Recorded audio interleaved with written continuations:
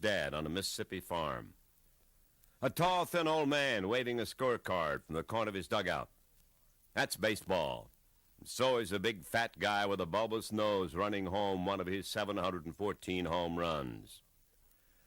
There's a man in Mobile who remembers that Honus Wagner hit a triple in Pittsburgh 46 years ago. That's baseball. And so is a scout reporting that a 16-year-old Sandlot pitcher in Cheyenne is a coming Walter Johnson. Baseball is a spirited race of man against man, reflex against reflex, of game of inches. Every skill is measured, every heroic, every failing, seen and cheered, or booed, and then becomes a statistic. In baseball, democracy shines its clearest. The only race that matters is a race of the bag. The creed is a rule book, and color, merely something to distinguish one team's uniform from another. Baseball is a rookie, his experience no bigger than the lump in his throat as he begins fulfillment of his dream. It's a veteran, too. A tired old man of 35, hoping those aching muscles can pull him through another sweltering August and September. Nicknames of baseball, names like Zeke and Pie and Kai and Home Run and Cracker and Dizzy and Dazzy. Baseball is the clear, cool eyes of Rogers Hornsby, the flashing spikes of a Ty Cobb, and an overaged pixie named Rabbit Moranville. Baseball, just a game, as simple as a ball and bat, and yet as complex as the American spirit it symbolizes. It's a sport, a business, sometimes almost even religion. Why, the fairy tale of Willie Mays making a brilliant World Series catch and then dashing off to play stickball in the streets with his teenage pals. That's baseball. And so is the husky voice of a doomed Lou Gehrig saying, I consider myself the luckiest man on the face of this earth. Baseball is cigar smoke, hot roasted peanuts, ladies' day down in front, take me out to the ball game, the seventh inning stretch, and the Star-Spangled Banner. Baseball is a man named Campanella telling the nation's business leaders, you have to be a man to be a big leaguer, but you have to have a lot of little boy in you, too. This is a game for America, this baseball, a game for boys and for men. Hi, everybody. Welcome. Captain Lou here. Welcome to another edition of the Captain Lou Extravaganza Live here on the 12-Ounce Sports Platform and Networks and Zingo TV Channel 761. Thought we'd start off again with another rendition of the late, great Ernie Harwell's Voice of Baseball, the Ode to Baseball, as we are kicking off, or we're going to get the first pitch going on later on this week, as baseball, despite the collective bargaining agreement hassle that kind of delayed it a little bit, we're going to get 162 games, and we can't wait. Opening pitch for the teams will be either Thursday or Friday later on this weekend. So that's our way to get things started tonight with the opening day. It's always a great tradition, America's pastime. And we can't wait for that to come alive here this weekend with another year of Major League Baseball. Hi again, everybody. We'll be here until approximately 10 o'clock here tonight. We've got a great show planned for you on April the 5th, 2022. It's been a great week, or a great month of college basketball. The NCAA National Tournament completed last night with an epic comeback. Congratulations, Rock Chalk Jayhawk. I know with what I've said on social media, not a big fan of Kansas, not a big fan of North Carolina. You know, I went through it last week, with all their allegations and whatnot, best teams money can buy, whatever. But these players weren't a part of that. At least we hope not. And Bill Self got the second national championship for him at the University of Kansas. They're fourth overall. So he puts himself up amongst the elite as far as coaching greats go in the NCAA with a win last night. They were down 15 at halftime, 16 at one point in the first half, and they made a miraculous comeback, as we mentioned, one for the ages. And so we congratulate the Kansas Jayhawks on a big win over North Carolina, 72-69 last night. I didn't watch it live. I watched bits and pieces of it. I taped it and watched it. 9:20 is just too difficult for guys like me that have to get up at 4 o'clock in the morning to do, their quote-unquote day job. And I knew if I started watching it last night, it would be midnight before I got to sleep at least. And it's just too late. I don't know what can be done for that. I know they got decent numbers. I hope they did. Being on TBS, you never know. But it's unfortunate that guys like me couldn't see it live because it was an epic comeback of the ages. If you're a diehard basketball fan, which a lot of you are, especially on the college brand, which, again, I like the NBA. I'm getting more and more in it. My son has got me back into it. We've had the coach on, Steve Finnemore, talking about pro hoops off and on here for the last few years. But nothing beats March Madness. It's right up there with the Super Bowl. And it didn't disappoint this year. But my only gripe with it is the start time at 9:20 opening tip. I mean, come on. Halftime, 10:30, quarter to 11. Here on the East Coast. West Coast folks don't have that issue. Central time zone, it's a little bit of an issue, but I get that. But at 9:20, I mean, that's my big complaint with it. It's and I know it's splitting hairs, if you will, but that's my big complaint. And so I don't know. Maybe I'm wrong. We'll see. Who knows? I mean, it's just it really I don't know. I enjoyed what I saw last night watching it, or today rather, when I watched the replay of it. So I mean, two great. It was a great game. Now, was it one of the best games of all time? I don't know. You're going to get banner on that back and forth. I've heard people say that this isn't the best Kansas team, and maybe it's not. I'm not sure, but it. They had some great teams. I think the team a couple of years ago may have been a little better that got canceled by COVID, with the pandemic. That they might have had a better team all around then. But, comparing them to teams of yesteryear, and I don't want to sound like the old man, grumpy old man, but I don't really know if there was a great team this year. But I will say this. For 3 weeks, there was great basketball, a lot of drama. Obviously headlined by Coach K, his swan song in college basketball. Love or hate Duke. They tend to look down on you. They say, we're Duke, we're better than you. North Carolina does that to a certain extent too. They call themselves the Blue Bloods. And that's one of the things that I think a lot of folks don't like. And with some of the questionable tactics that North Carolina has gotten away with over the years, their kids not going to class, getting fake grades, whatever. And then you've got Duke, again, sometimes they come across as the holier than thou university. But, Coach K kind of reminds me, it's funny, as I thought about this earlier today, kind of reminds me of Larry Bird. For me, Larry Bird was arch enemy number one. He played for Indiana State.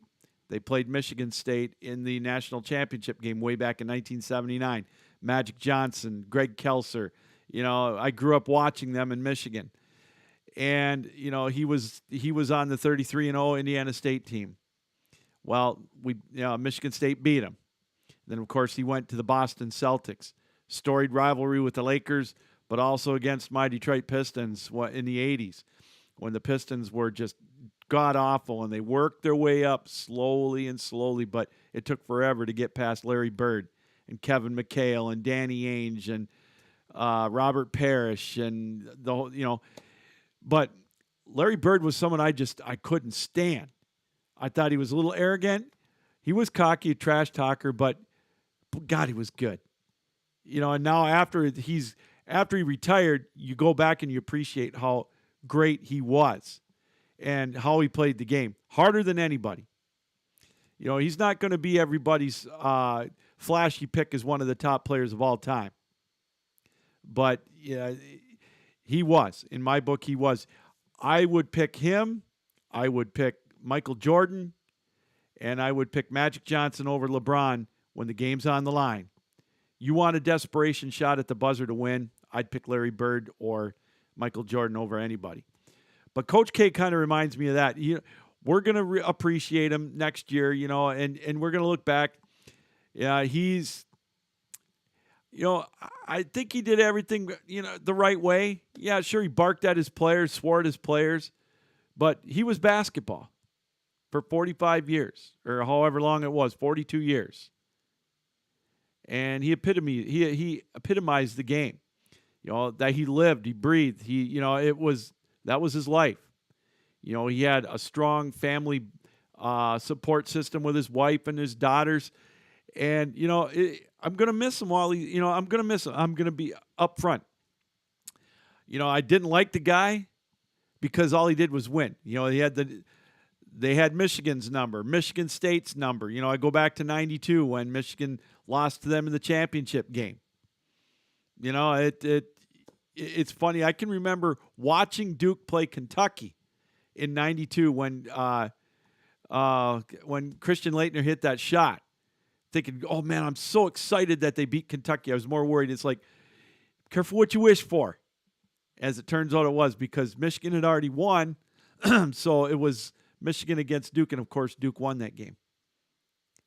But that's one of the things, one of the storylines. And, you know, the game last night, you know, I'm going to give Kansas all the credit. They won. They made the comeback. But North Carolina, the injuries finally took their toll. Baycott got hurt. Manick got hurt. Another twisted ankle. You know, it just one of those things. They couldn't overcome it. I don't know if they ran out of gas. I give North Carolina credit because we all, you know, a lot of people thought going into that game after that emotional win over Duke in the Final Four game, what were they going to come up with against Kansas? I don't necessarily think Kansas was more talented, but they had better shooters this last night, and North Carolina couldn't hit anything in the second half. So, you know, congratulations to Kansas. They deserve the win. You know, they came back. They made the plays. They got it. But I said this a little bit last week, but I've been rejuvenated by college basketball by watching it. Now, maybe it was because last year with the pandemic, you know, it was tough to watch with no fans, and of course canceled 2 years ago. And I've been kind of out of the loop.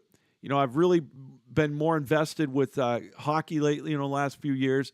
Haven't given basketball the love I've gotten that it maybe deserves here on the show, college basketball. And these last 3 weeks, this last month, or, you know, last academic calendar year, if you will, with sports on the amateur level has just really reinvigorated me.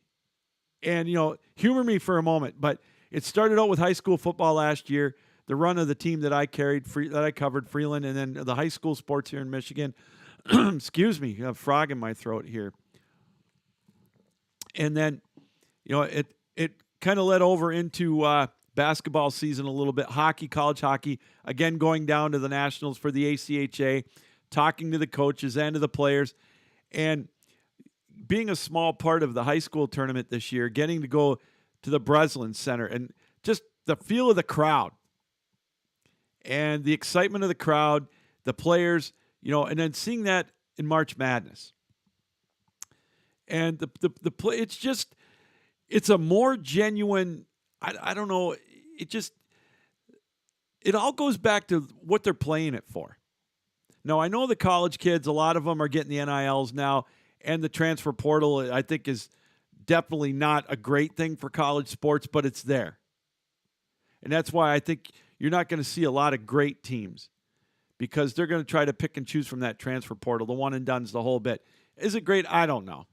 You're not going to see a dominant team like you saw with UNLV or the Fab Five or you know, these North Carolina teams and Duke teams from the 90s or whatever. You know, they're not staying 4 years. So, I don't know. But these kids, though, on the court, leaving it all out there, you just, you know, I watched it, and you just don't see it at the pro level. You just don't. And, you know, I'm liking the NBA a little bit more. But I look at guys, and we'll talk about LeBron after the break and about the NBA, about the, you know, I don't know, the load management stuff. You can't do that in college basketball. You can't take a game off, especially in the tournament. You're done. And they go back 48 hours later and play it all over again, or in the national tournament. You play on Thursday, you play again on Saturday, then you get a 4-day break, then you do the same thing. You can't take any time out. And these kids are playing like there is no tomorrow. You just don't see that in the NBA. I'm sorry. You might get a handful of players that say they do, but I don't believe it. They've got too much invested financially. They got too many people in their ear telling them take a day off here and there. You just don't see it. And I fell in love with the college game again. And I can't wait for the Frozen Four coming up in hockey this week with Michigan going up against Denver, Minnesota against Minnesota State. It's going to be some great hockey there this weekend in the NCAA Final Four. And I look at the women's game, the women's Final Four. A little more anticlimactic. Well, South Carolina, it was like they toyed with UConn in that championship game, but they're a power. They're closer to a dynasty than what we're going to have in college basketball. Now, I think Hubert Davis is going to do great at North Carolina. I think Kansas will be back. I already looked at some of the projections for next year. I can't wait for college basketball again, man. I'm hooked again. It's the beauty of sports. And, it really it was a great tournament. I look what Duke did against Michigan State. I'm not going to lie to you. I was voting for Michigan State. I wanted them to beat Duke. But Duke came through, and Coach K got to go into the Sweet 16, into the Final Four. I just all the St. Peter story, the whole bit. But, again, having the Blue Bloods there was kind of cool because it brought back memories of years gone by. When it was back in the 70s and 80s when you had the Blue Bloods, but you had runs by smaller schools again. But I don't know. I loved everything about it. And what sticks out to me was a quote that I heard from Coach K. Getting back to him, he's retired from coaching.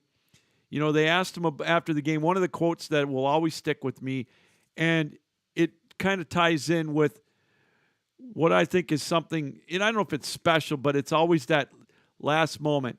And he said, they asked him about what's the toughest part of leaving? Would you, how hard? He said, I didn't mind it.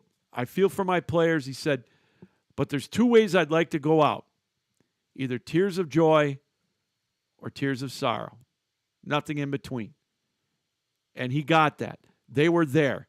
They had that opportunity. They were playing for the right to go to the championship game. And I believe he's right. I'll go back to the team that I covered, Freeland High School here in Michigan. Their senior class went to the state semifinals in football and basketball. And I guarantee you, to a person, each one of those guys would tell you they would rather lose in a semifinal and get that close than get knocked out in the first round or not make the playoffs at all. And I believe that's true with anybody that plays any kind of competitive sports. And so I will always remember that from Coach K. Now, again, I wasn't a big fan of his only because it seemed like they're always winning. And you kind of wondered if he was kind of shady about it. And I don't think so. But you're going to appreciate just how great he was now that he's gone. There's not going to be another guy that's going to coach 42 years. No way. I just don't see it. Times have changed. Coach Izzo at Michigan State's been there, 27? He'd have to be there, 15 more years? That would put him in his early 80s, I believe. Never say never, like The Undertaker said in his Hall of Fame speech. Never say never. Well, before we go to break, we're going to talk a little more basketball here. But I want to remind you, speaking of The Undertaker, our guest tonight at 9 o'clock Eastern Time, Dylan Hebert is going to join us from the World Elite Podcast. It was the granddaddy of them all for professional wrestling, the show of shows, WrestleMania, a 2-night extravaganza. He's going to call in. We're going to talk about that at 9 o'clock. Coming up in about 15 minutes, I had a chance to sit down. You heard right before us, Mitch Bernstein, the Burn with Mitch. He's a big baseball guy. We have two baseball correspondents here on our show that we like to reach out to. Paul Shivari, we had him on last week, and I had to get Mitch on to talk about his feelings on opening day of the National League and whatnot. We're going to talk to him we'll play that interview about 8:35. So make sure you stick around for that. We got a lot to talk about. When we come back, Speaking of LeBron, we'll talk about what Magic Johnson had to say on ESPN yesterday, and I think he's spot on. We'll take a quick look at the NBA standings, and we'll talk more basketball. But, hey, thanks for joining me here this afternoon or tonight, everybody, here on the Captain Lou Extravaganza. We're live here on the 12-Ounce Sports Platform and Networks and Zingo TV, Channel 761.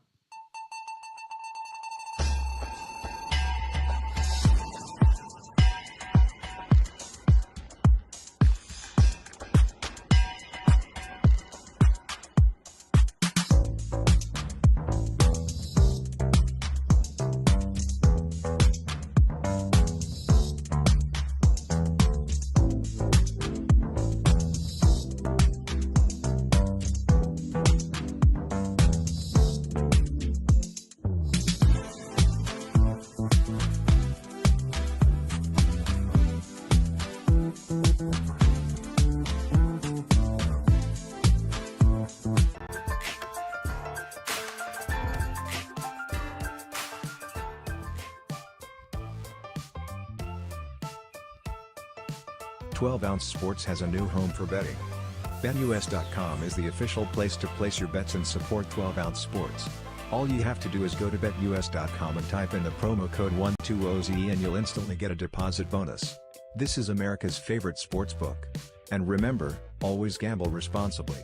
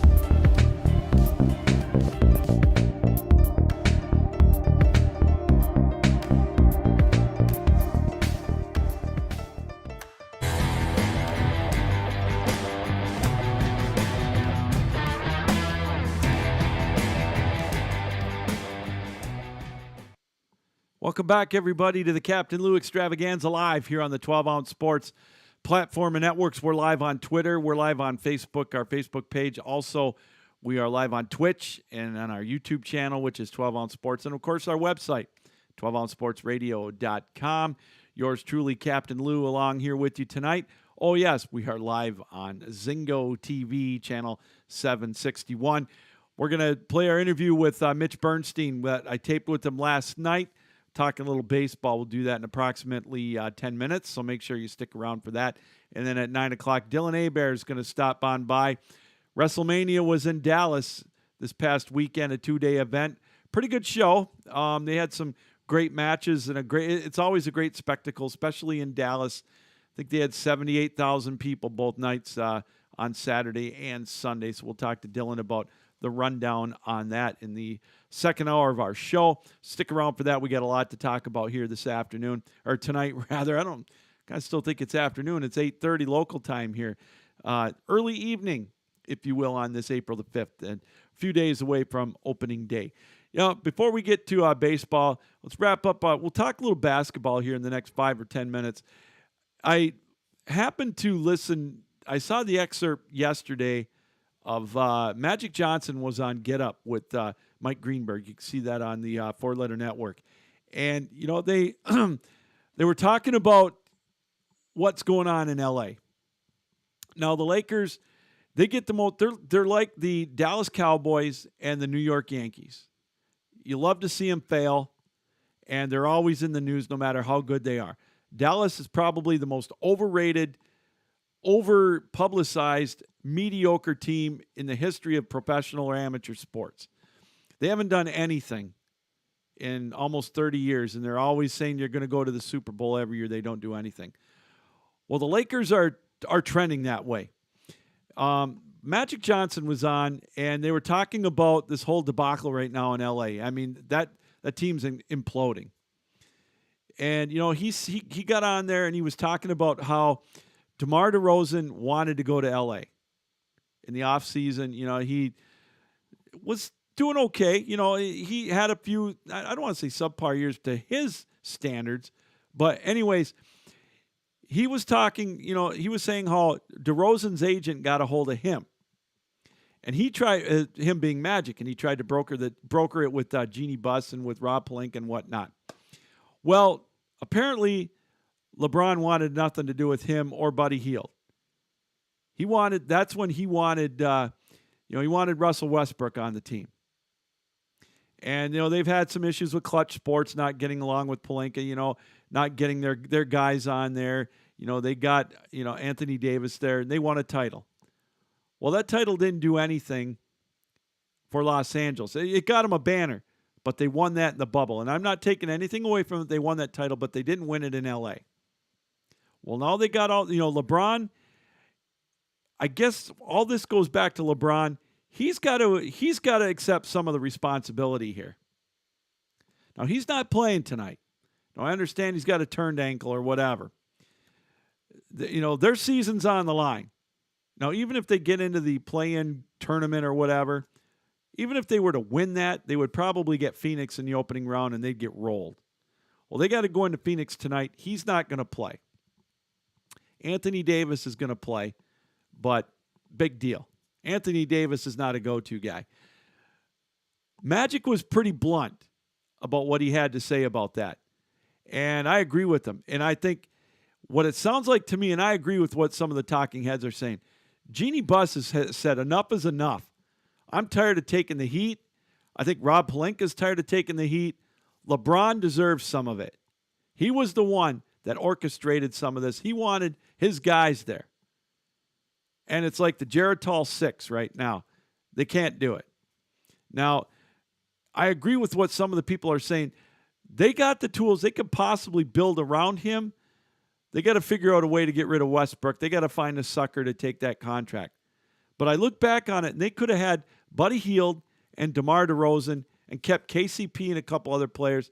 I'll tell you, if they had them, they would be battling for that Western Conference final. And I agree with Magic on this. It's time for LeBron to shoulder some of that responsibility, and he's not gonna. He's not gonna. And I look at it, and I'm flabbergasted. And it's good to see that. Now, here's my question for LeBron. He's, I think, percentage points ahead for winning the league scoring title. But here's the caveat. You got to play in 58 games. And the Lakers lose tonight, I think they're going to be eliminated from the playoff, even the play-in round. Is he going to play those last two games to chase that scoring title?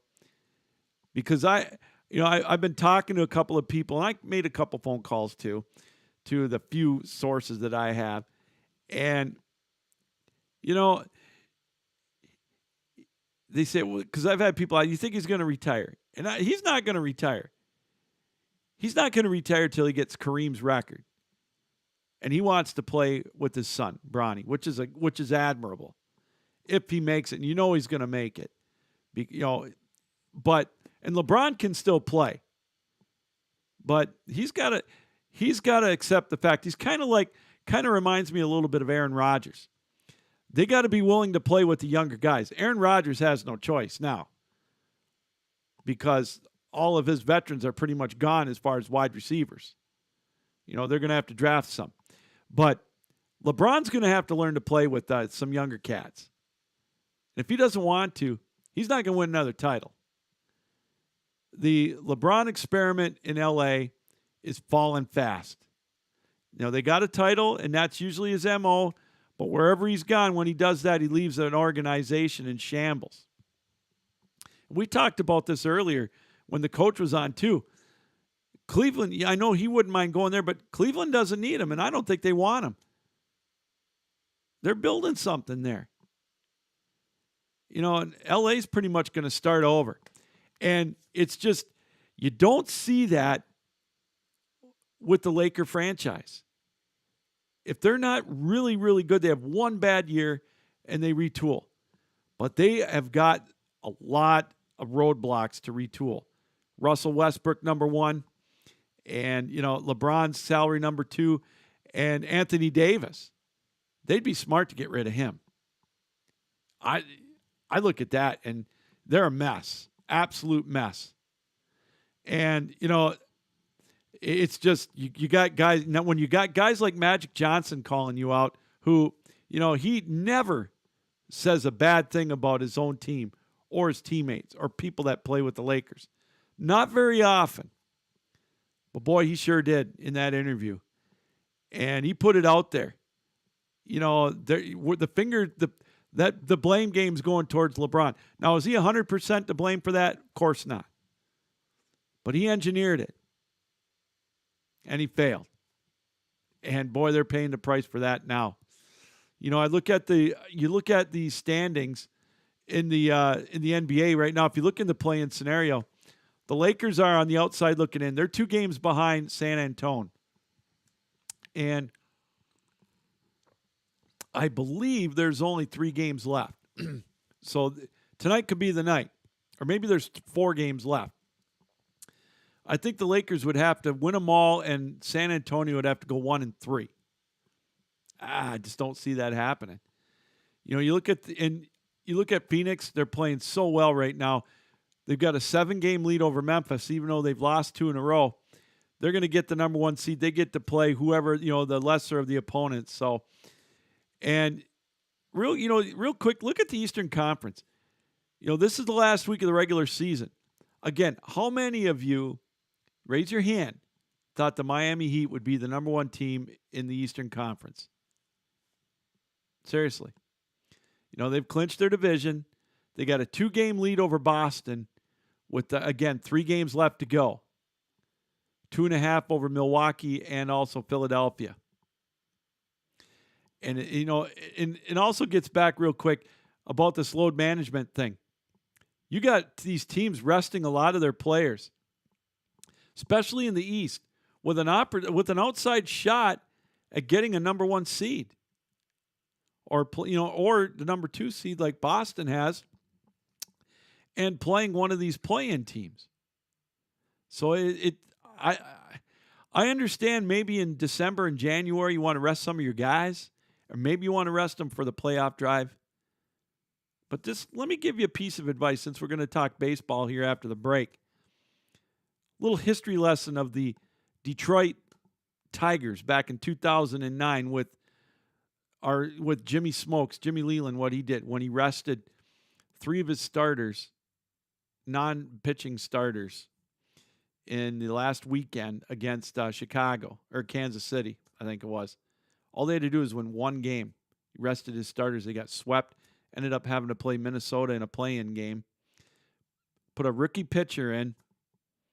I think it was, I can't remember now. He ended up doing pretty well later on. Actually pitched good in that game, and then he yanked him. Just be careful what you do. Don't play not to lose, play to win. So, anyways, had to get that off my chest. We're going to take a break. When we come back, we sat down with Mitch Bernstein from the Burn with Mitch. You see him right before us. Great baseball mind. Always has some awesome guests. I think he said he's got the Wicked Tuna guys on next week. That's crazy.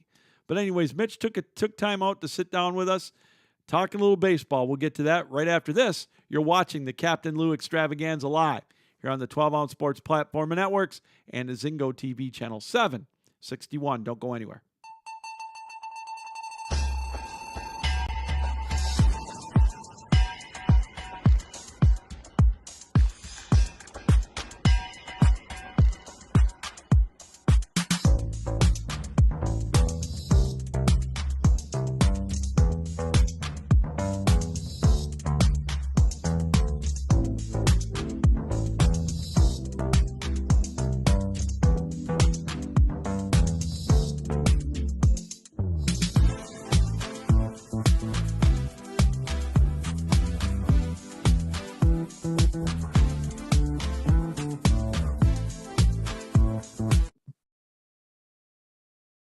And we're back, everybody, here on the Captain Lou Extravaganza live here on 12-Ounce Sports and Zingo TV channel 761.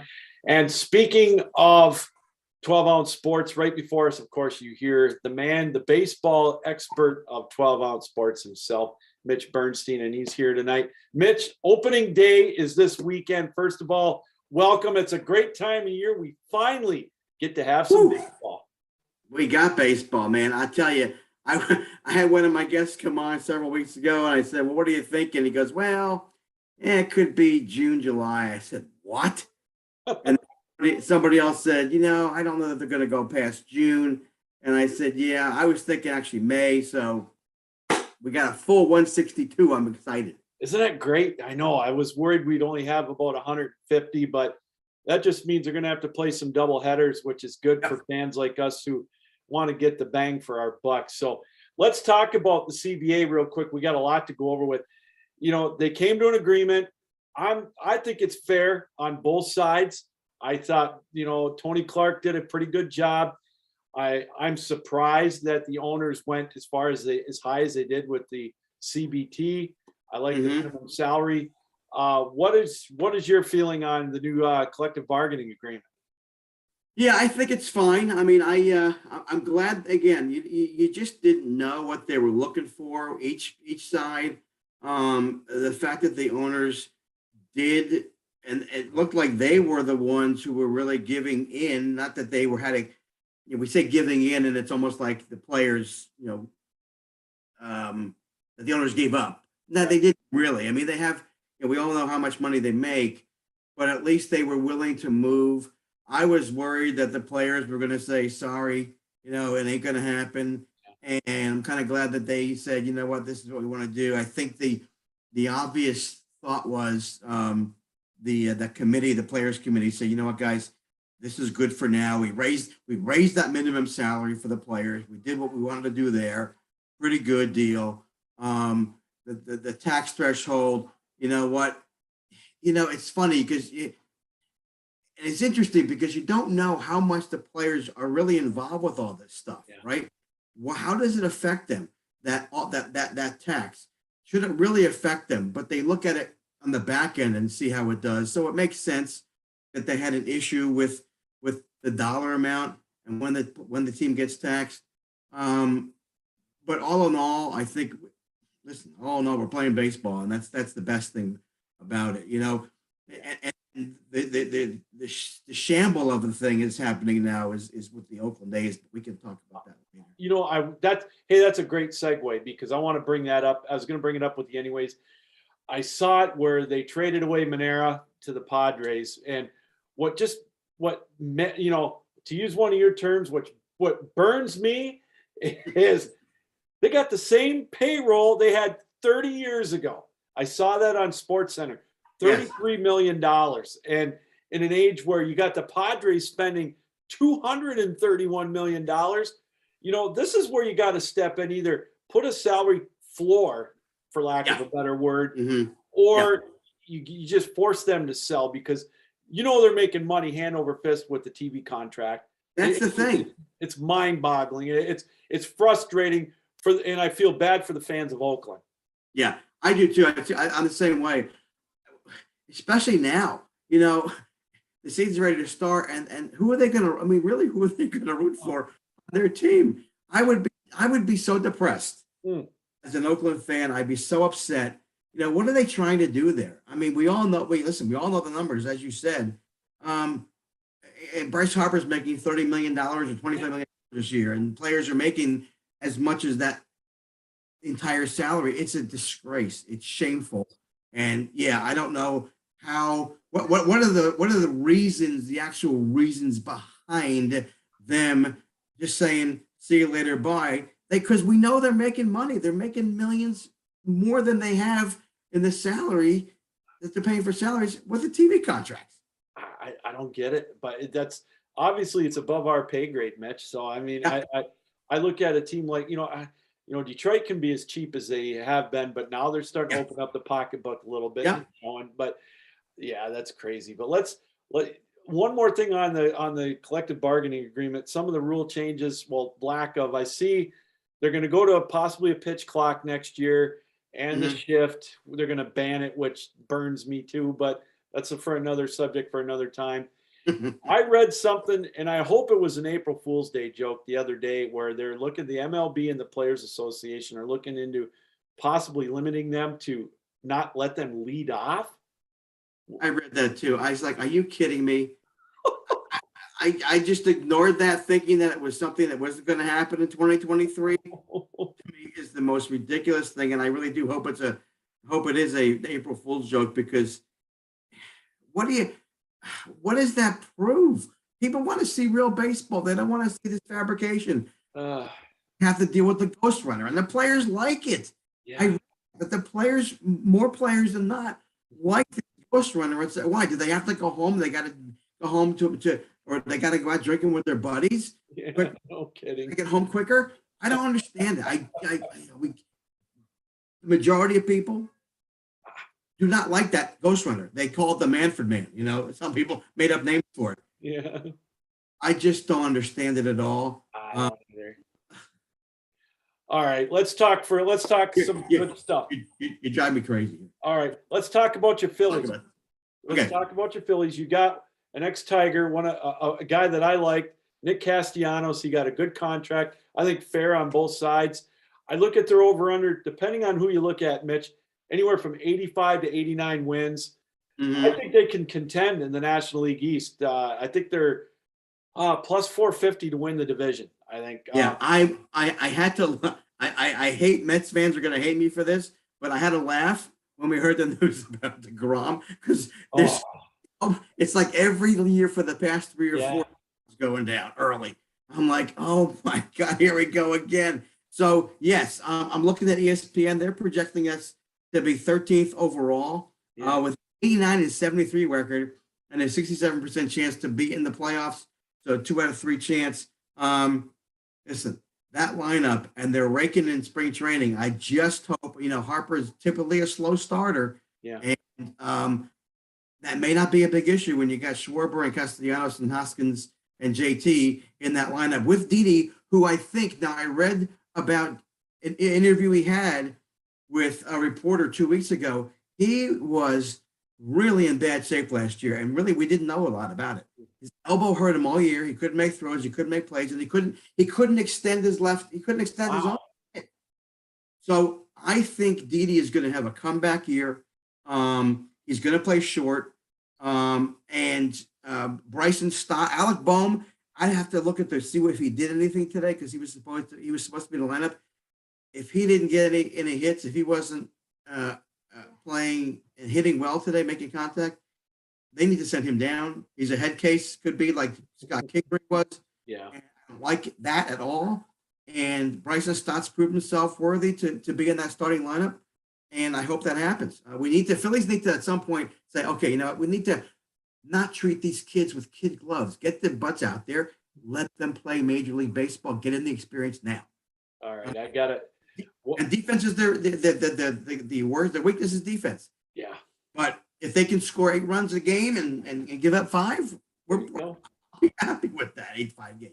Well, I've got one of the things on DraftKings, I hate to talk about a competitor, but I have to. They do what's called a match bet. I want to get your take on this. To me, it seems like as sure of a sure bet as it is. The Phillies are plus or minus 19.5 wins over Pittsburgh, which means they got to beat them by 20 this year. I could see Philadelphia winning 87 games, but I can't see the Pirates winning 65. What do you think? Is that a pretty good bet? Yeah, I don't see the Pirates winning 65. I don't either. So I might have to put a couple of sawbucks on that one. Yeah. Let me look and see what ESPN's prediction is. They had this come out today. They have them at 66 and 96. Ooh, I think that's generous. And I don't mean Yeah. to bang on them, but but I think Philly's a 90-win team myself. Listen, we know it's all about pitching. Now, Nola hadn't had a good outing until yesterday. He had a phenomenal outing yesterday. Mm-hmm. I think he's learning how to pitch, and the curveball was phenomenal. Eflin, if he can come back and pitch well, and obviously the biggest issue right now is Wheeler hasn't pitched in a game against batters yet, and his first one will be next week during a regular season game. That doesn't matter. I don't care. As long as his shoulder is fine, and we'll see if he ends up with a dead arm. Kyle Gibson, I'm not. He's the number 5, so we'll see. And then Ranger Suarez, he's a crapshoot. He could end up being a 500 pitcher. We all love what he did last year at the end of the season. He was phenomenal. Can he keep it up? I don't know. I don't think he can. I think he's going to end up being a 500 pitcher. Well, we got a few minutes left. I want to ask you about the Dodgers. I mean, they're this generation's version of the Atlanta Braves. Win their division every year, get to the playoffs, stumble in the World Series. I mean, they're loaded with Freddie Freeman again. I mean, how do they do it? They circumvent they pay the luxury tax, whatever.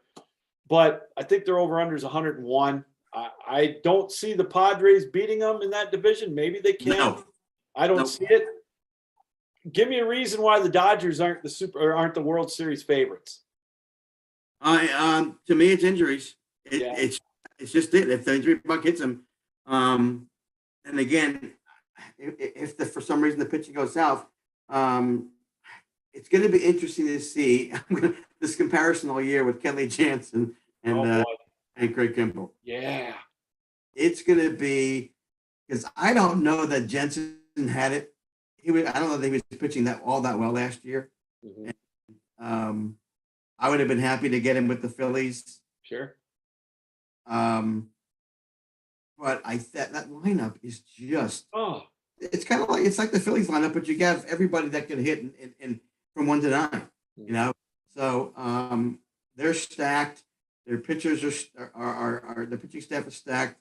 You have an experienced closer. It's going to be tough to beat them in the West. And you saw what happened last year. Padres held tight for a little bit, but they just couldn't do it at the end. One thing that concerns me, Mitch, we talked about it last week on my show with my other baseball guy that I have.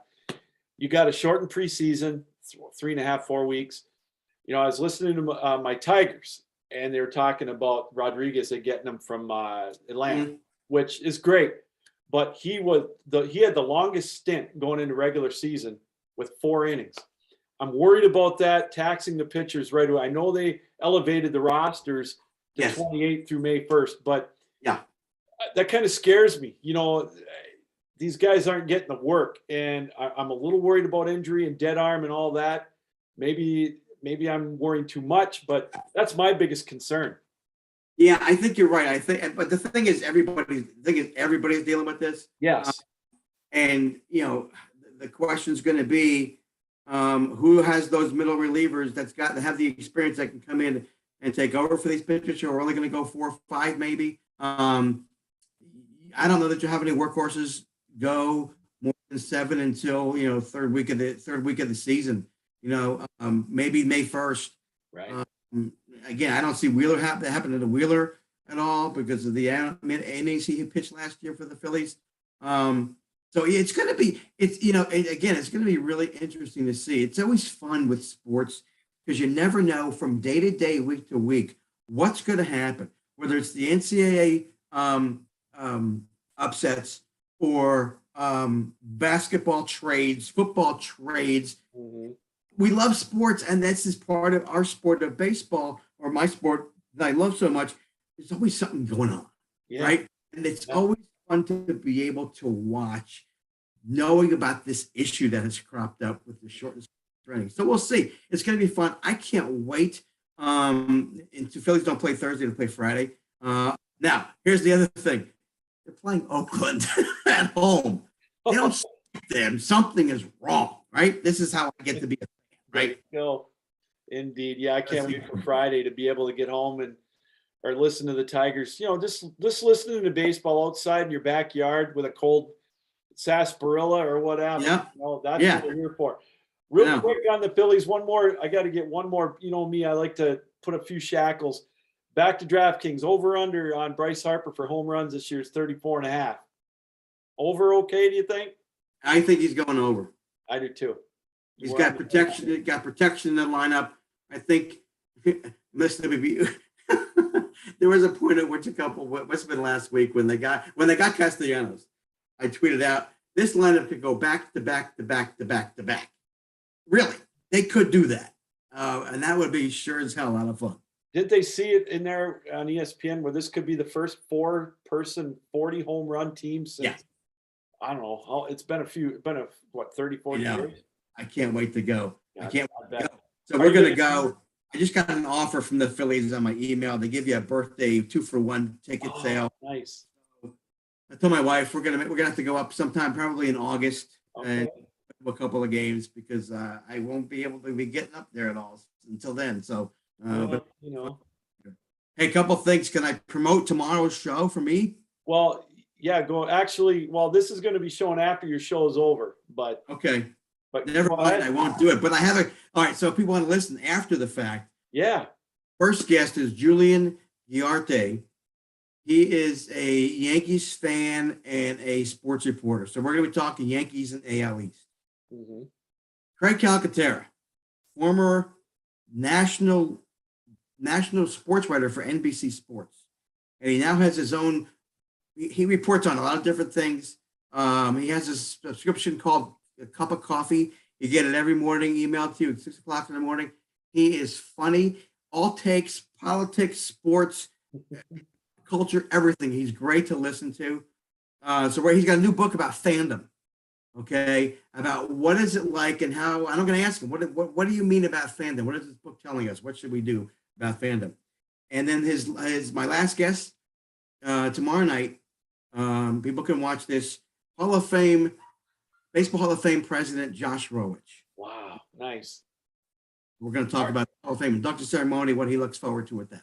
Now, aren't you doing something on April 30th with a big card show too? Yes, I'll be at a card show here in Wilmington. Why don't you promote that for us? Pardon?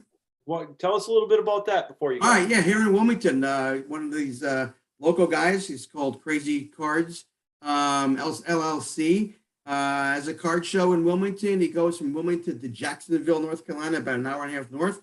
I'm going to be live talking about sports cards, interviewing on the spot. I'll be taking my computer around and talking to sports card dealers and shop owners about the hobby, and that'll be a lot of fun. Looking forward to that. Well, Mitch, I appreciate you taking time out. Welcome back, everybody. Again, thanks to Mitch Bernstein for coming on the show, talking a little baseball with us here tonight. Big Phillies fan, as you can imagine, as you can tell. There's some optimism there, but there's optimism for everybody in baseball. I look at my Tigers getting that trade for Austin Meadows. Wow, that was a huge trade with Tampa Bay, just giving up Paredes and a draft pick. Every year, we all start 0-0. We got lofty expectations, but I think obviously the teams to beat are going to be the Dodgers. Watch out for Toronto. That team is absolutely loaded. That lineup is incredible. They've got some players, with Vladdy and Bo Bichette, and just to name a couple. What do they got? Chapman too, from Colorado, I believe. Up and down, that lineup is loaded. You've got them, and of course the Yankees. Boston is always a threat. And, of course, Tampa. That's all they do is win. So there you go. And in the National League, of course, you got the Dodgers, as we mentioned. After that, really, I mean, the Padres, they'll get a wild card spot more than likely. But they'll win that division. Then the East, that's up for grabs. The Mets, they got to win before I believe anything about them. Then you got the Braves. I don't know. Can they do it again? Can they catch fire? Who saw that coming, winning the World Series? So I still think it's going to be the White Sox or Toronto against the Dodgers for all the marbles. That's my big prediction right there. Hey, we're going to take a break. We come back, scheduled to join us here in about 5 minutes, Dylan Hebert. We're going to talk WrestleMania 38 with him. The state of the WWE as they finish up their weekend with their big Super Bowl of professional wrestling, WrestleMania. But first, let's take a break. You're watching the Captain Lou Extravaganza live here on the 12-Ounce Sports Platform and Networks and Zingo TV, Channel 761.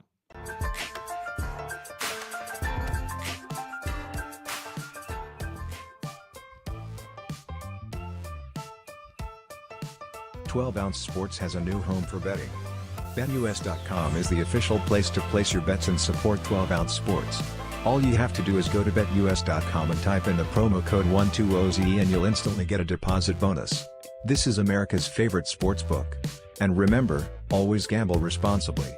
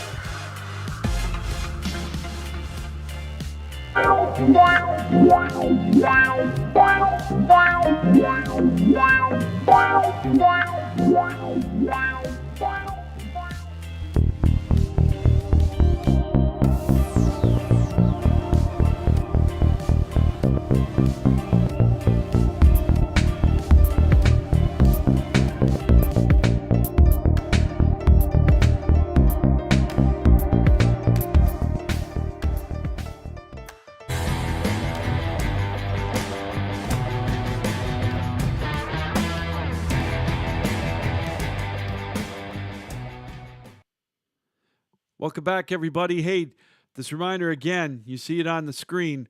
One of our major sponsors here is betus.ag. What you need to do, the easiest way to go to get to them is to go to 12ouncesportsradio.com/betus.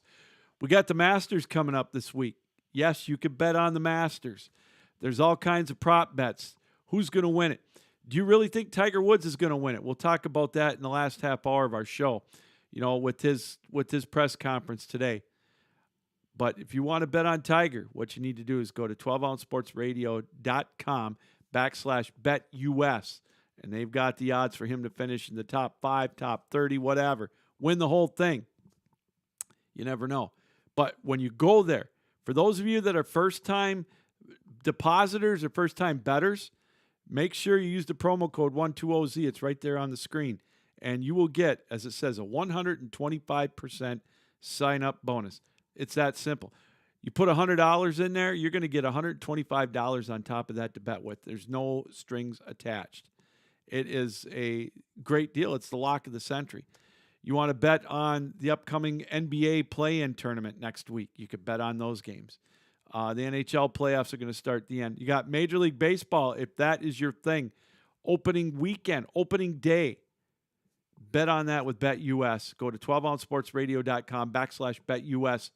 And all you got to do, use the promo code when you make your deposit, 120Z. It's right there. And you get a 125% sign-on bonus. That's simple. That easy. There's no strings attached. It's free money. How can you argue about free money? So there you go. It's that simple. That's BetUS. And if you're not into the betting on sports, you want to play some video slots there or some table games, Pai Gow is the one that I play. Love that game. Could play it all the time. That is the one that you need to go to. Well, hey, let's go to our Captain Lou Extravaganza guest line right now. And let's bring in friend of the show. It was WrestleMania last weekend. So we know what that means. We got to get Dylan Hebert on the phone and talk a little WrestleMania 38. Dylan, thanks for taking time out, man. Have you recovered from WrestleMania weekend? I'm still in the process of recovering. How you doing, Lou? Dylan, I'm doing great. It definitely was kind of a crazy weekend for it. I thought that it was a good weekend for WrestleMania, as I thought they put on a pretty good show. But before we get into that, they needed this. They needed this weekend. With going up against AEW and everything, and I don't know. I think it was a good shot in the arm for the WWE. Oh yeah, most definitely. WWE needed this more than ever. Their shows on Raw and SmackDown, even NXT, have been very lackluster as of late. AEW has been blowing them out the water. And then this past Friday night, they had Ring of Honor, which has been purchased by AEW's owner, Tony Khan. So they even put on a great show this week. It was their return from their hiatus that ended, I believe, this past November. Mm-hmm. So Ring of Honor hasn't been a thing since they came back this past Friday. So WWE felt like, even though it was WrestleMania, it's the show of shows, they felt like they were under a lot of pressure to put on a really good show, and I feel like they did just so.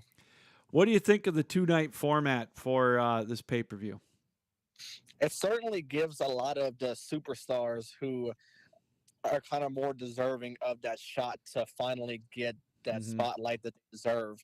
The 2-night format seems like to be what they're going with going forward, because I know they're doing it next year as well when they go to SoFi Stadium in Los Angeles. So Seems like going from here on out is going to be that 2-night format, and the only thing that it really hurts is the fans who go because they have to pay double the price now to go Yeah. both night.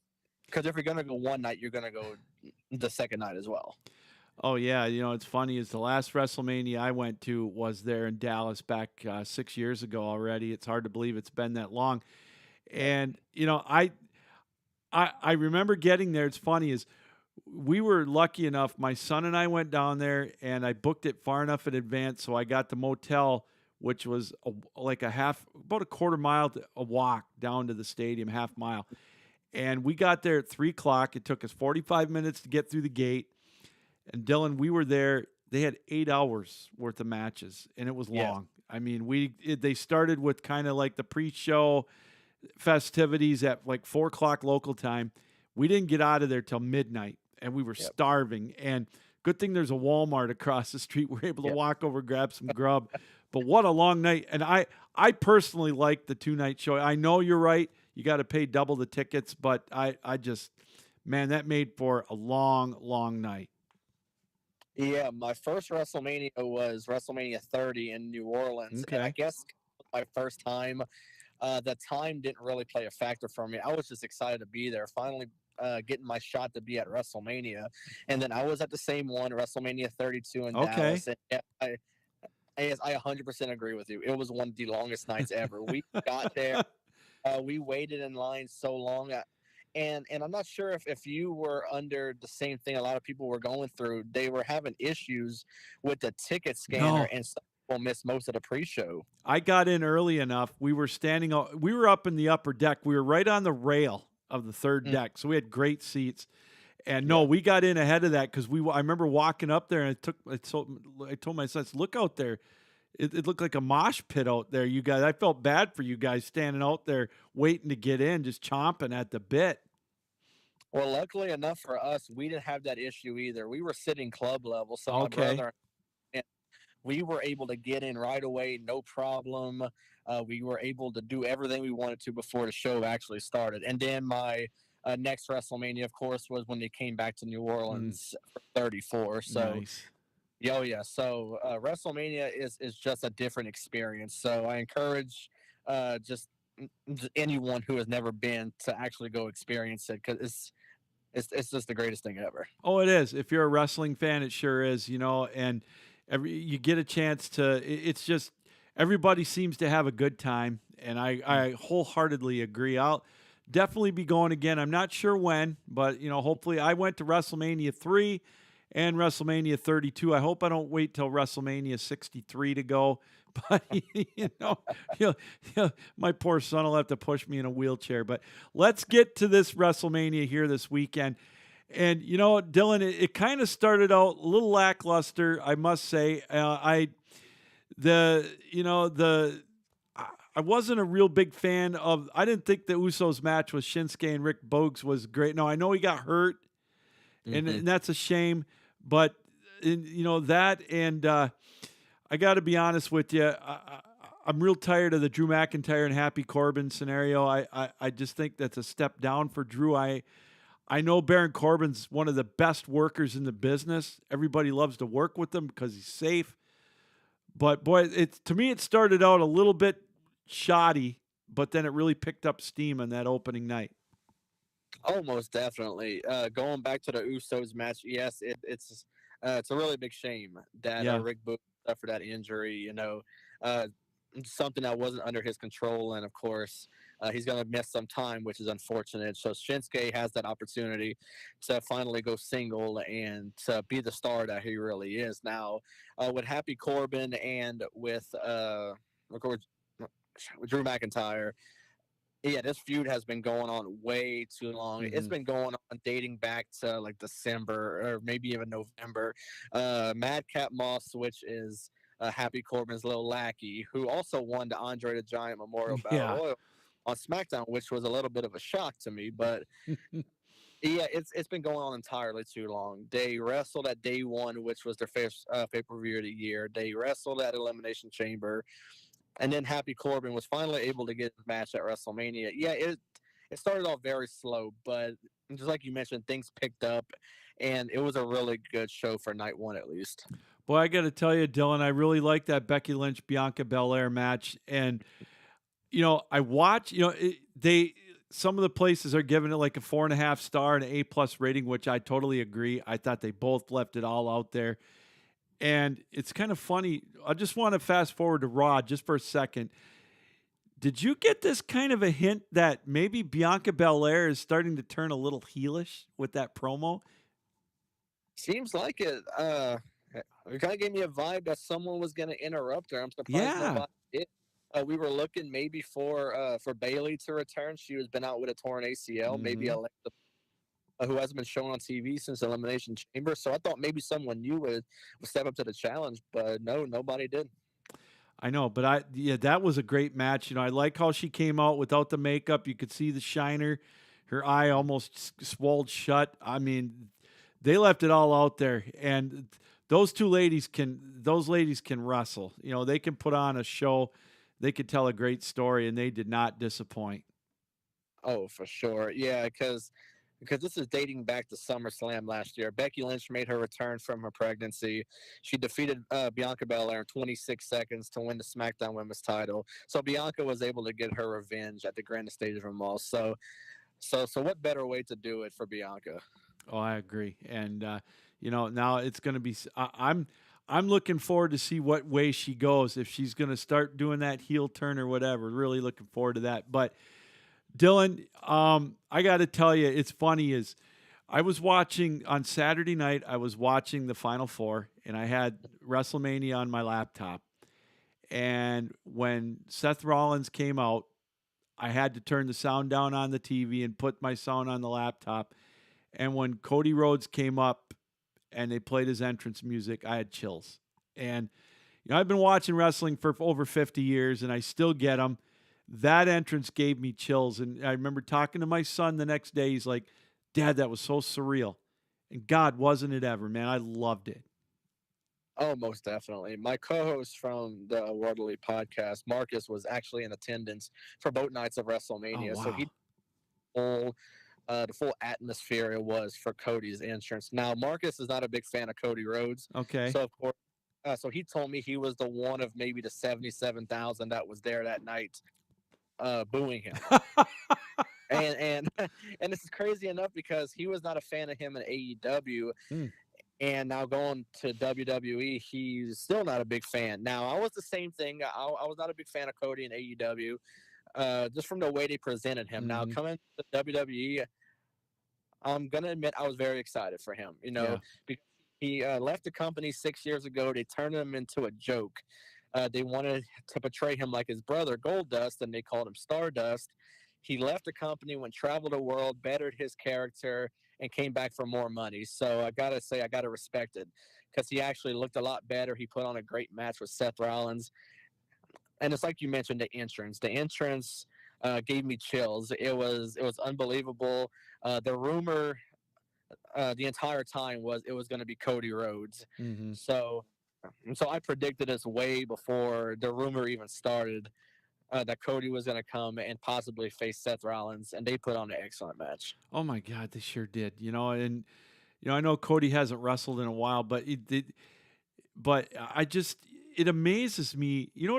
With these guys, they don't wrestle each other, and before the grandest stage of them all, and they go out there like that, Dylan, and I know they sit down and they plan out the match and everything. I get it, but not coming in cold, but just how well they performed together in that match on Saturday night that's what really got me. I don't know. It just, because Cody hadn't been there in a while, and it was like he didn't miss a beat. Oh, for sure. So now that Cody Rhodes is in WWE, there's so many dream matches I see him in. So right now the possibilities for him are endless. Oh, 100%. We're being joined by Dylan Hebert. He's our wrestling correspondent. You can follow him on Real Dylan Hebert on Twitter. Check out their pod, the World Elite Podcast. It's great. It's a great show. If you're a fan of pro wrestling like I am, you gotta check it out. Dylan, they play, Charlotte Flair and Ronda Rousey. The rumors are out there that Rousey was pissed because they didn't get the headline or the main event because they had Stone Cold and KO. Now I can see why, but we'll get to that in a minute. Charlotte Flair and Ronda Rousey, I thought was a decent match. It just, the screw job ending, if you will, not a big fan, but I kind of saw it coming. What were your thoughts of that match?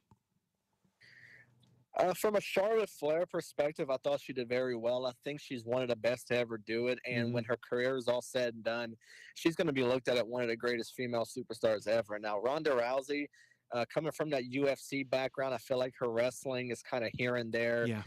Personality's not there, though. I feel like she needs some sort of a mouthpiece, like a Paul Heyman, something like that, to really, really back her up.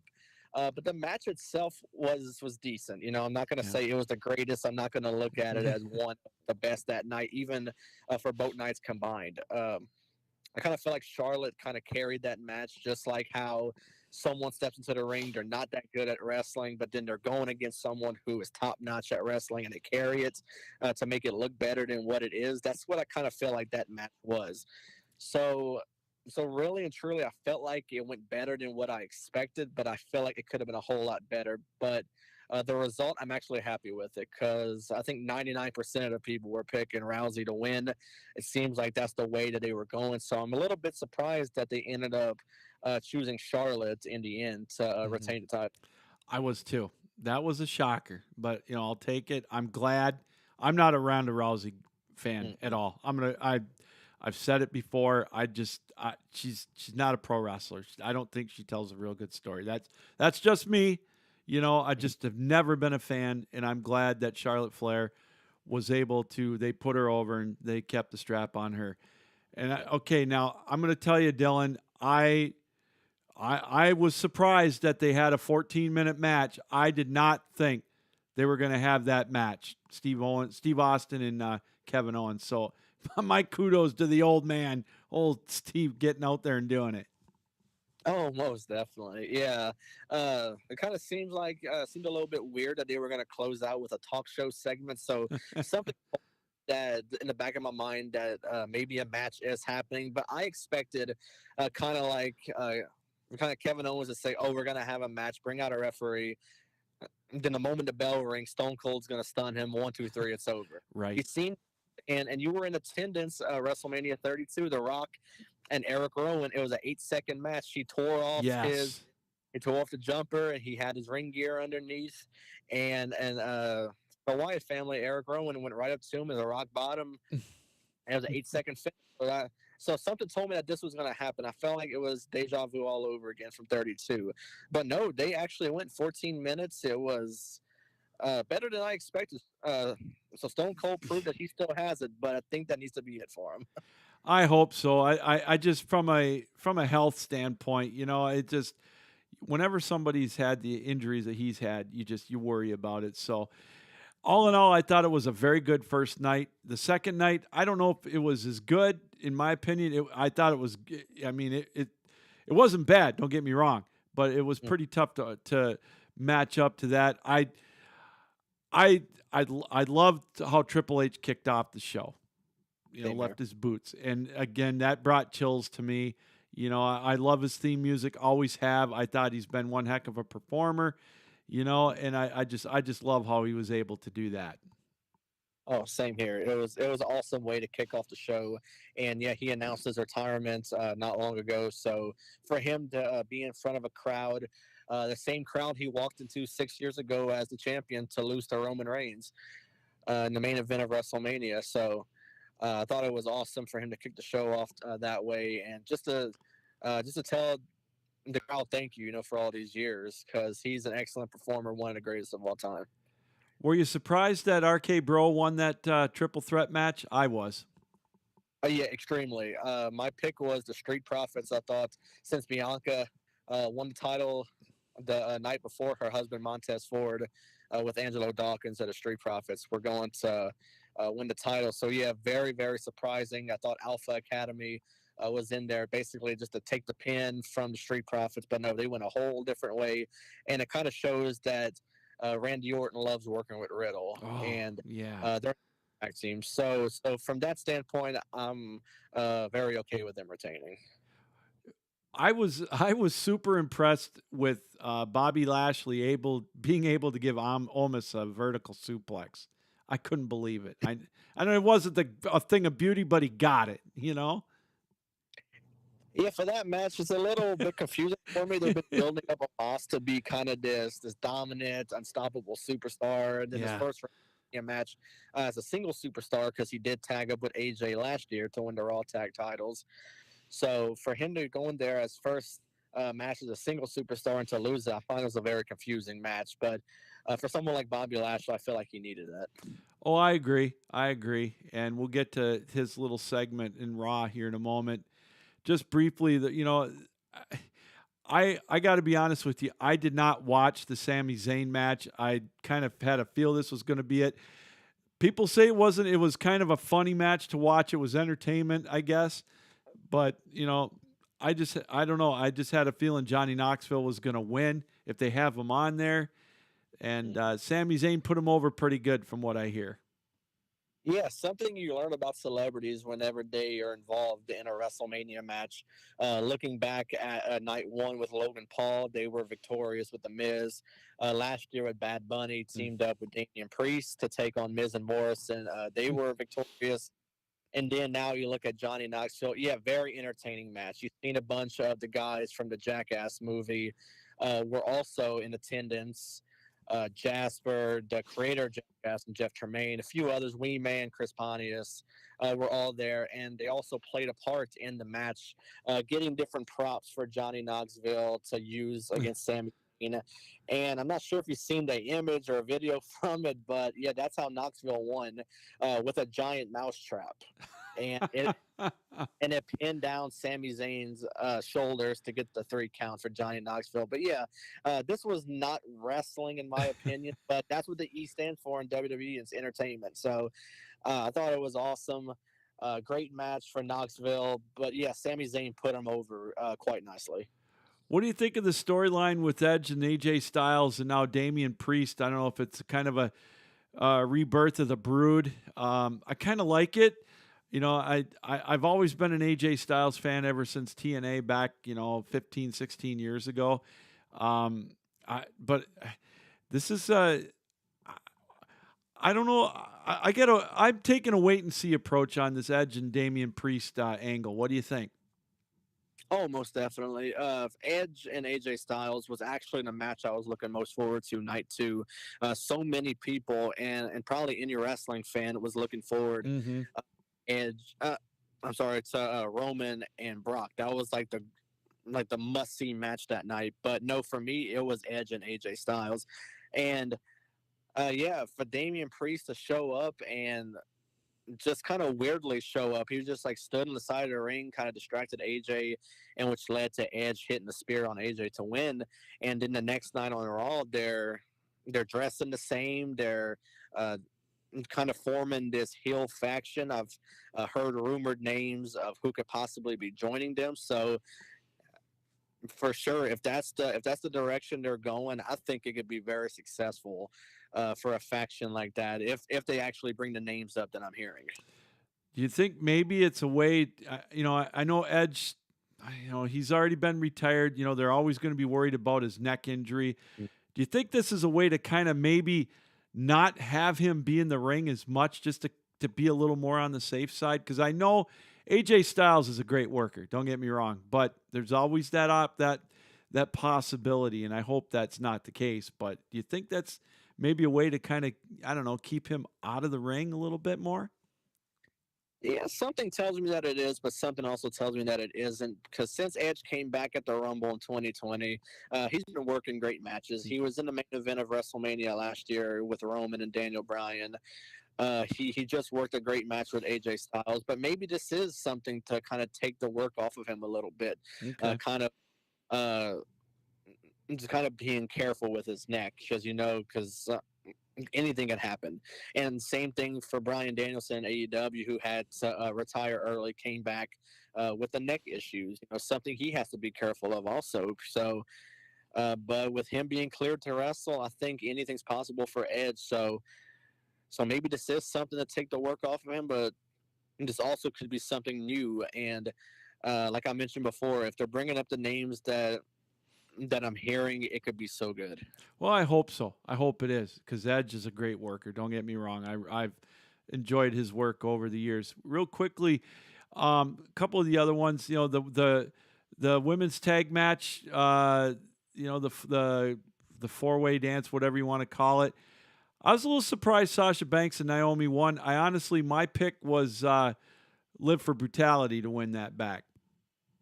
Same here. That was my pick as well. But it just kind of makes me feel like that this was the way of giving Sasha Banks her first WrestleMania win. Okay. She's never won at Mania, so I believe before WrestleMania she was like, I would say 0-5, 0-6. So maybe this was finally to give her moment along with Naomi, who I believe Naomi does have wins at WrestleMania. She won a title before over there. She won the Battle Royal before. So yeah, she captured the tag titles with Sasha Banks.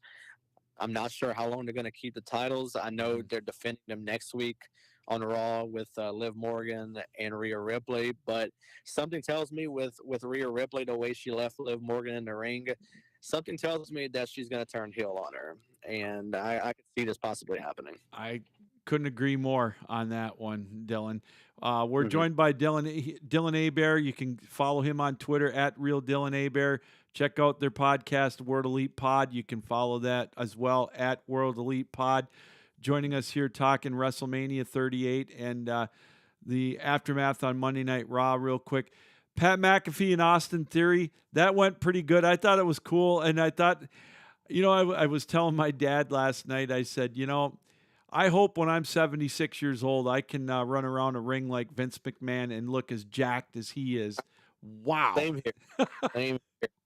My God. Yeah, he is still jacked up. That's crazy. But I give kudos to Pat McAfee. I love how he sold that stunner.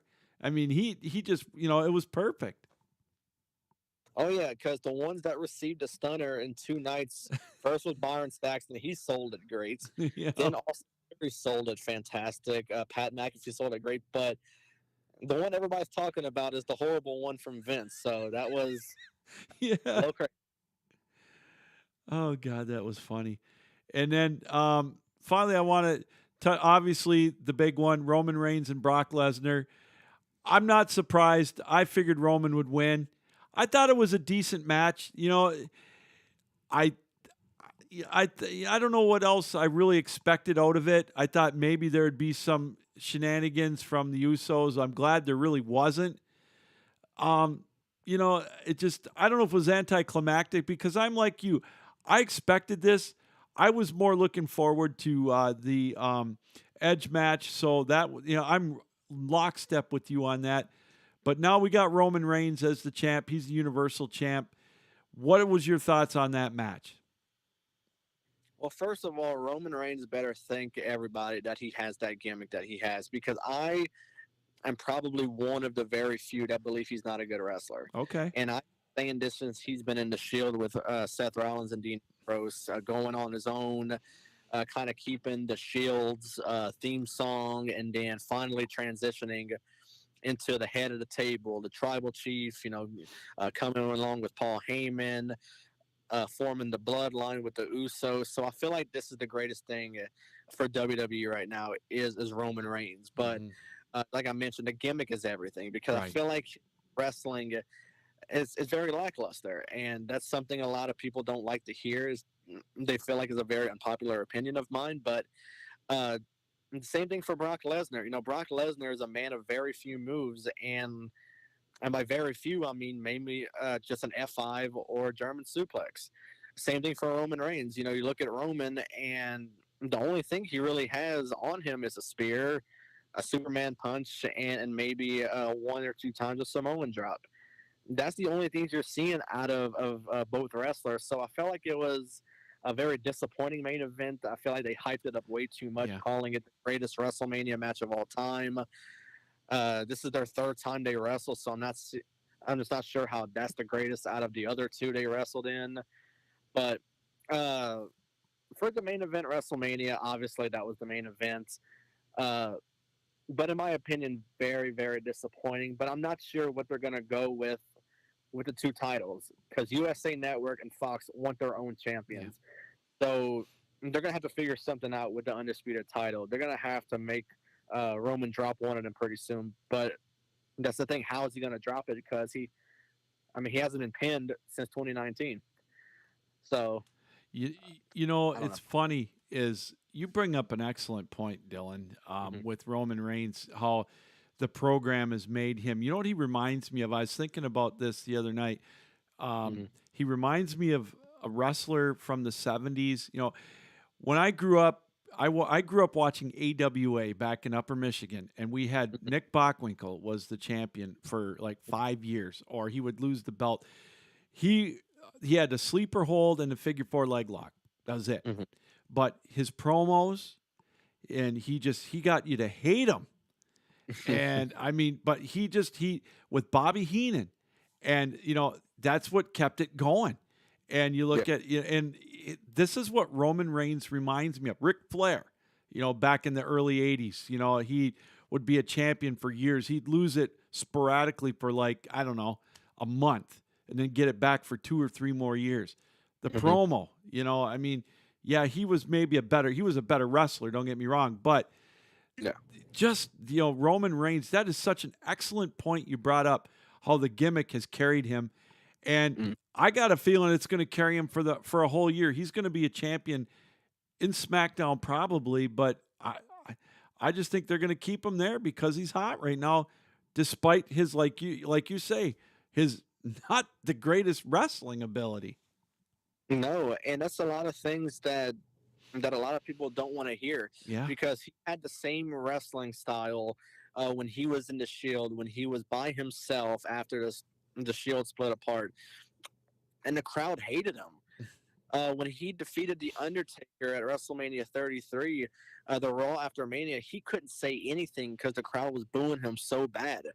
So he has the same wrestling style, but he has this fantastic gimmick with the Usos, with Paul Heyman, the Tribal Chief. This is one of the greatest gimmicks I've seen in I don't know how long. I mean, there's so many good gimmicks, but Roman's I feel like it's just above the others right now. So I feel like that's what's carrying him. But sadly, there's so many people that love Roman now that hated him years ago, and now they love him. They love the gimmick, but they want to say he's the greatest wrestler ever. And I think that's pretty silly to say that because he's not. It's just a gimmick that's making them blind to just how bad of a wrestler he is. So that's what made the WrestleMania main event so bad because Lesnar is pretty much the same thing. He's the good guy now. He has the ponytail.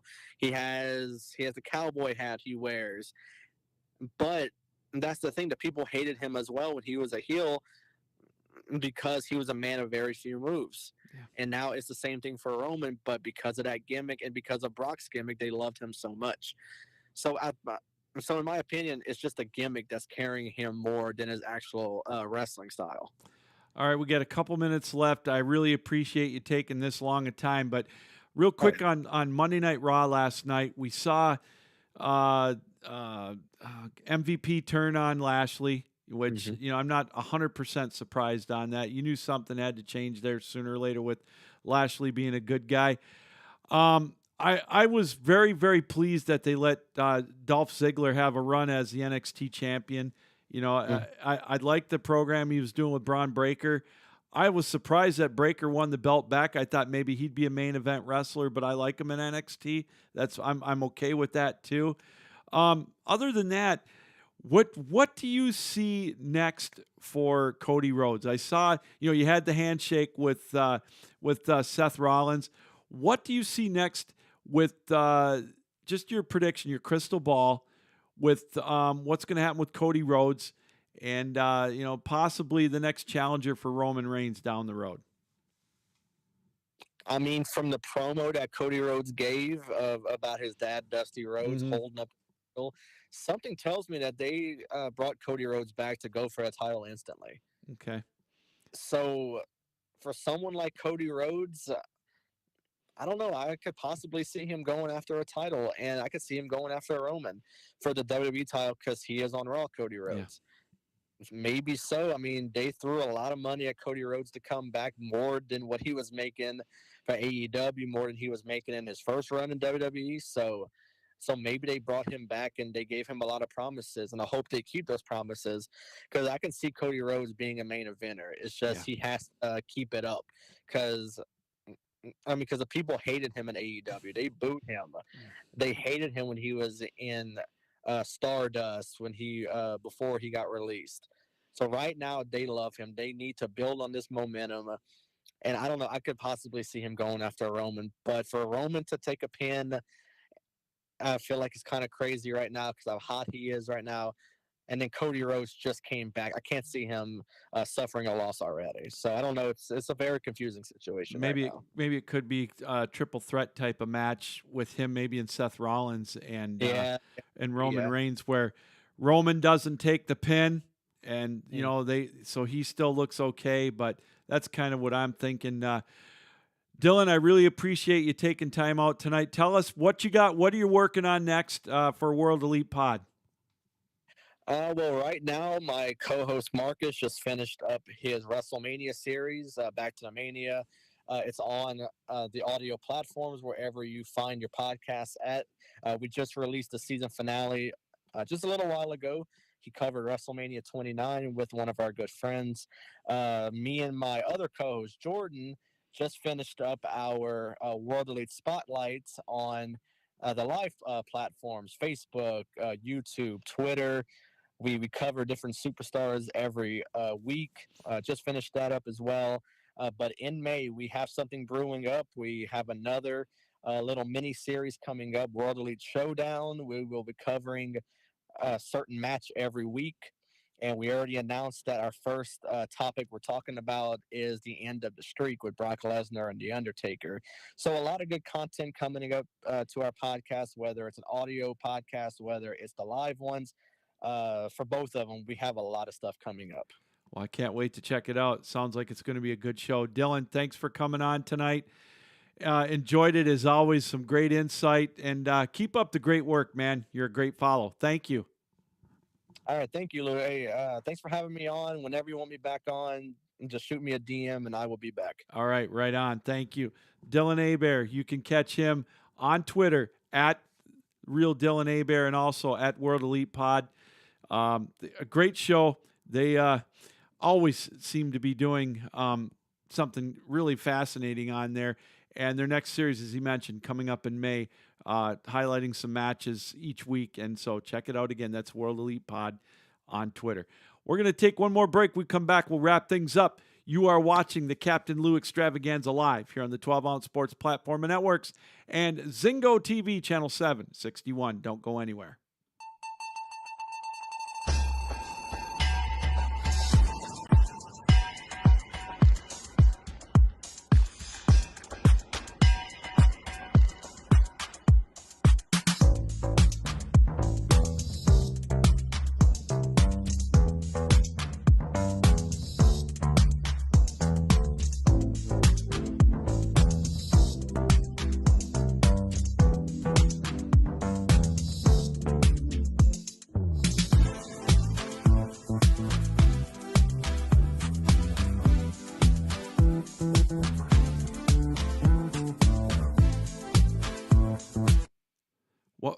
Welcome back, everybody, to the Captain Lou Extravaganza live here on the 12-Ounce Sports Platform and Networks and Zingo TV Channel, 761.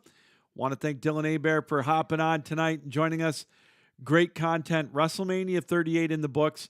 It was a great two-day event. I agree with them wholeheartedly on most of his takes on there, especially, the last one with Brock Lesnar and Roman Reigns. And it was, it was kind of a disappointing main event, but I don't know what else those two could do. So, that's where I'm not surprised by that. Not surprised really with that outcome. But it was a good show, good weekend. And as he mentioned, if you're a pro wrestling fan and if you get an opportunity to go, it's worth going at least once to WrestleMania. I've been to two of them. I was at the one at the Silverdome when I was in college 35 years ago already, WrestleMania 3. And And then I was at WrestleMania 32, like Dylan and I were talking about the first time around at Jerry World, and really enjoyed it. It was such a lot of fun, and you get a lot of folks there. Just everybody's there because they love wrestling, and it's a great event. So I also want to thank Mitch Bernstein for coming on in the first hour of our show. Talk a little baseball. Opening day's coming up, baby, this weekend, Thursday. And again, really looking forward to that. Another season where our Detroit Tigers, they might have a shot. You know, their over-under, I think, is 78 wins. I think they're going to get to 500. They made a trade yesterday getting Austin Meadows, which is kind of a shocker. They only traded Isaac Paredes and a draft pick. I think that's a huge trade for the Tigers. Gives them some muscle and gives them an extra bat in the outfield. They're going to have a great platoon of outfielders, four-man rotation.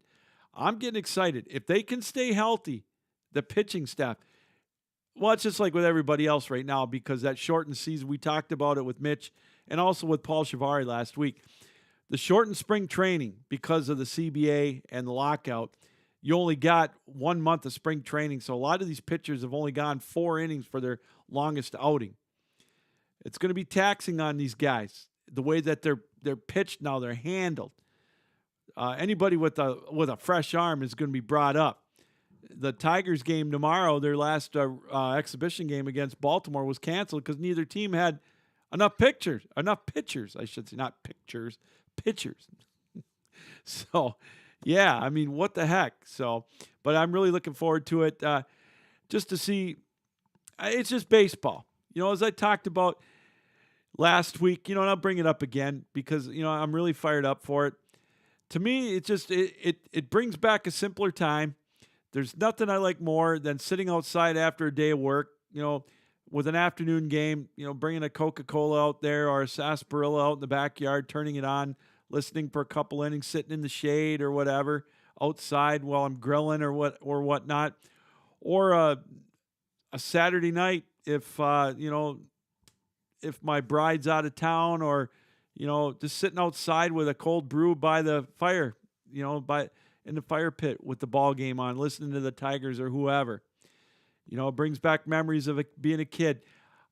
Back when the Detroit Free Press, the Sunday before the regular season, would come out with a composite schedule, full page of every team. And I would circle every West Coast game of every East Coast team so I could stay up at 10:30 and listen to them on my AM radio. The Pirates, the Reds, the Tigers, the Brewers, the Twins. I could get Baltimore. On clear nights, I could get Montreal. I could get the Yankees. It was amazing. I could get Atlanta. I could get St. Louis, listening to KMOX. There was never a shortage of baseball games in the summer. I'd be listening until midnight. And that's what got me into being a broadcaster, wanting to be one, a play-by-play guy, whatever. And those are fond memories, just listening to Paul and Ernie, Ernie Harwell and Paul Carey. Our Tigers weren't very good in the 70s, but it was a treat to listen to. And then getting to meet Ernie Harwell on a couple of occasions, that's what it's all about, in my opinion. So anyways, looking forward to opening pitch Thursday. And again, getting in full gear this weekend, Major League Baseball. Let's put all the fighting aside, the bitterness between each other, and let's play some baseball. Even though we're going to have the extra runner on second, extra innings, the universal DH next year, they're going to ban the shift. We'll worry about that in 2023. Let's just enjoy baseball this year. At least they're going to do away with the 7-inning doubleheaders, which is okay with me. Well, we're going to cut it short here tonight. But again, a great weekend. It was a great 3-week run for the NCAA tournament. Kansas, they were the best team last night, overcoming that monster deficit. Congratulations, Rock Talk Jayhawk. And I'm going to get the business. I'm going to be on with Jimmy Young on the Grapevine up north in Houghton, Michigan, Thursday on their radio show at 8:45, and that's the first thing he's going to say is Rock Talk Jayhawk. We're going to talk Frozen 4 too with him. I'm looking forward to that. The NCAA Ice Hockey Final Four is Michigan, Minnesota, Minnesota State and Denver. Michigan's going to take on Denver in the opening game, then Minnesota State in the nightcap. So a great weekend of college hockey. Congratulations to Lindenwood's coach, Rick Zombo, the ACHA Men's D1 Coach of the Year. They are going to make the jump. They're going to go to NCAA D1 starting next year. So we'll keep an eye on that. Hopefully we'll have Rick on the show here a little bit later on in the spring. So, well, that's going to do it tonight for our show. I want to thank Mitch Bernstein for coming on, as I mentioned. Also want to thank Dylan Hebert for taking time out of his busy schedule, talking a little WrestleMania 38. And I want to thank you, the viewer, for taking time out tonight to watch and to listen. It doesn't happen without you. And I want to thank you for always being here, watching and listening to me here on the Captain Lou Extravaganza, indulging me in what I love to do, and that's just talk sports. And, you know, this has been my passion since I was knee-high to a grasshopper. You ask anybody. And looking forward to keep going and bringing a lot more. Well, thanks, everybody, for joining us tonight here on the show. Captain Lou saying, keep your heads up, keep your sticks down, keep your feet moving, and as always, keep your minds open. Good night, everybody. Thanks for joining us here live on 12 Ounce Sports and Zingo TV, channel 761 for the Captain Lou